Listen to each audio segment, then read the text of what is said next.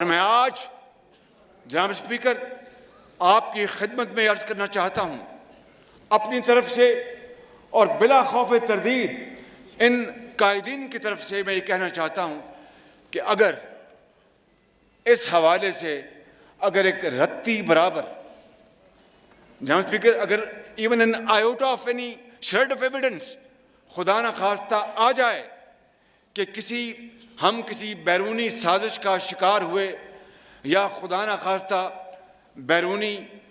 किसी ताकत के हमें वसाइल मिले जिस तरह के फॉरेन फंडिंग में साबित हो चुका है, ये अगर खुदा न खास्ता एक धेले की कहीं ये साबित हो जाए या हमारी इन्वॉल्वमेंट साबित हो जाए तो मैं यहाँ पर आपको गवाह बनाकर